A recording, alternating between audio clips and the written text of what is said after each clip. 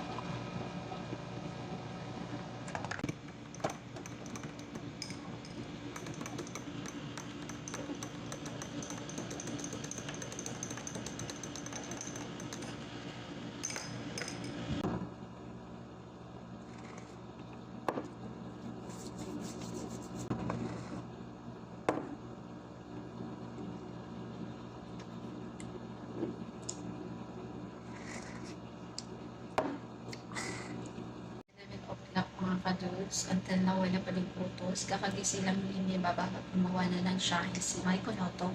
And then gumawa na din siya ng kanyang fruits para sa kanyang baba. Ayan lang yung fruits na available dito sa bahay ngayon. And then ako naman is gumawa na din ako ng aking routine every day, every morning. Meron ako ditong Arabic coffee and then yung mga ano niya, cup niya, and then my dates. So yun lang. Ito, nagkakape ako. Ito yung binigay kong tipsy kay Madam Damin ko. Nakakarton ko siya. Bagong-bago. Bagong bili mo babahot. Ito naman yung hawakan mo. Ikakabit ko siya. For the kabit ako ngayon. Hindi ko pa alam ba ano siya ikabit. Pero, I can do it. Sak. Ito yung roska niya. Roska. Ano ba yung roska sa Tagalog? Tagalog. Yung roska niya. Tapos, ganun. Ganito pala siya ikabit. O baliktad.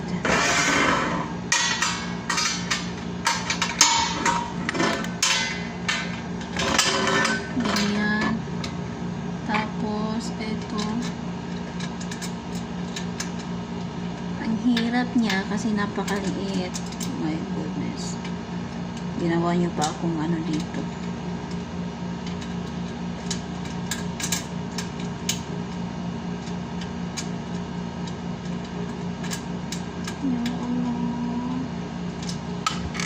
Hirap magkabit kasi napakaliit niya.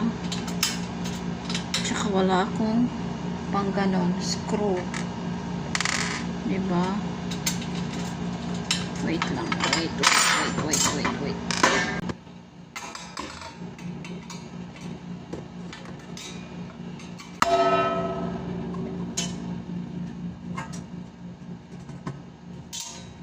Kanina, habang kinakabit ko yung hawakan ng tipsy, dumating si Madam Damin dito. Tapos nakaupo siya dito sa may upuan. Natapos ko na yung isa, tapos yung isa naman yung ginawa ko. Ang ginawa ko para maboring siya sa kakatay sa akin, binagalan ko ng binagalan hanggang sa umalis siya. At yung pagkaalis niya, tinapos ko na kaagad-agad, tapos binigay ko na sa kanya. Uupo sana ako kasi naalala ko papaluto na pala sila. So, binigyan na silang recipe para sa lunch. Gusto lang nila ng pasoria and then chicken. Pero isa lang yung chicken na gagamitin ko. And then shrimp. Pero mamaya yung shrimp, sabi ng baba, siya to yung magluluto. Alam niyo kung bakit gusto niyang magluto. sometimes meat. Sabihin niya, huwag mong lutuin, ako magluluto. Pero at the end, ako naman yung magluluto. Gusto niya lang talagang nandito siya kapag luto na yung pagkain. Busaw, dato manunta. Or beans. Ito may ulo siya. Tapos tinatanggalan ko na siya ng dulo to dulo.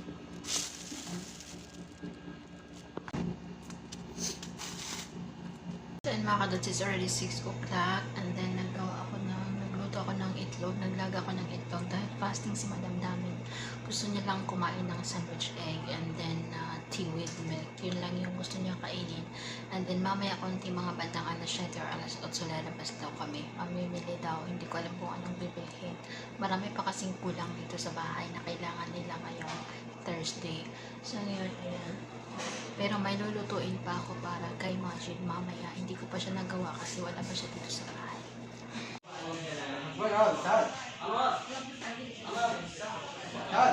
So ayun mga kados, nakalis kami kanina mga bandang alas 9 na. Alas 9, 9:15.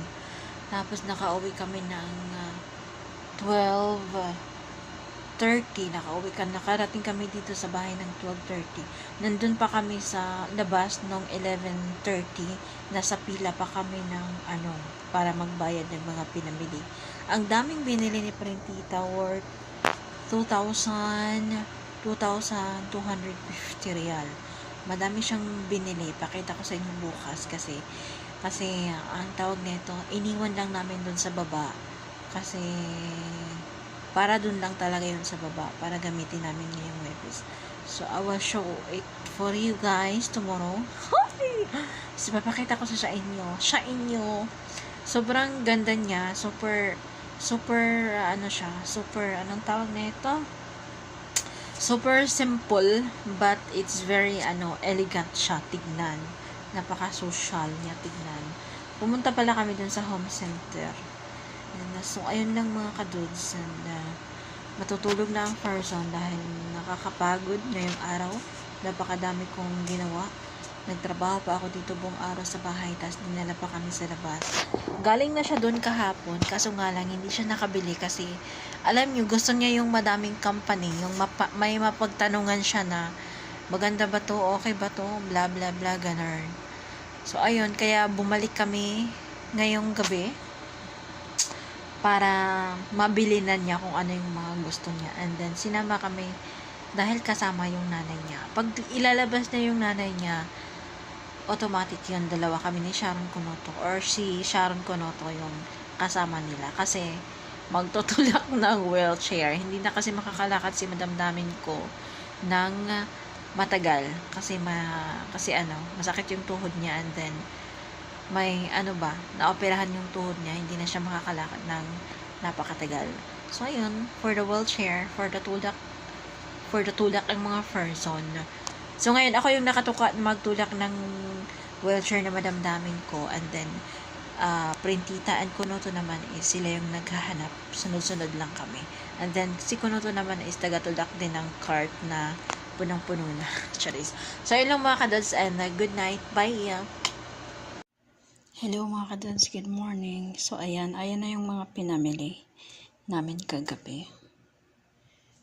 Dapat ganyan yung itsura niya. Pero madami pa siyang kulang. Dapat daw may candle daw siya dito. Design. So, ayan. Ito hindi ko siya nabuksan. Kasi nakatahi siya. Kailangan ko siyang guntingin. So, ganyan yung itsura niya. Bago. Ayan. Yan lang naman yung mga pinamili namin ng napakadaming oras sa labas. Ang hirap mamili. So, yan, matchy-matchy sila. Pareho sila ng kulay sa, tapos, sa may sala, ganun. Sila, uniform. So, yan lang mga kados. Mamaya pala, i-fix ko ito lahat para makita namin yung kalabasan kung anong itsura niya. So, yan lang. Bye!